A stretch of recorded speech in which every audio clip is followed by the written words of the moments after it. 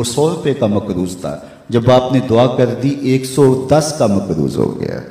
اب اس کو تو دینا چاہیے تھا لیکن آپ نے اس سے بھی لے لیا۔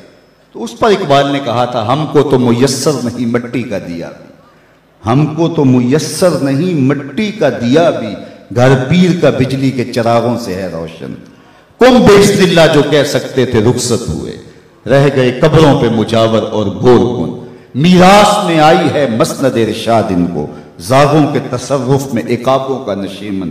نذرانہ نہیں سود ہے پیران حرم کا، نذرانہ نہیں سود ہے پیران حرم کا، ہر خرقہ سالوس کے اندر ہے مہاجن۔ شہری ہو دیہاتی ہو مسلمان ہے سادہ، بتوں کی طرح پجتے ہیں کعبے کے برہمن۔ تو اس کی تو مدد کرنی چاہیے تھی۔ وہ دکھڑا سنانے آیا ہے، بیٹی گھر کی دہلیز پہ بیٹھی ہے، یہ تو اس سے پوچھو جس کی بیٹیاں جوان ہیں اور ان کو رخصت کرنے کے لیے باپ مجبور ہے، کس طرح اس کی راتوں کی نیند اڑ جاتی ہے اور کس طرح دن کا قرار لٹ جاتا ہے، لیکن اس سے بھی 10 روپے وصول کر لیتے۔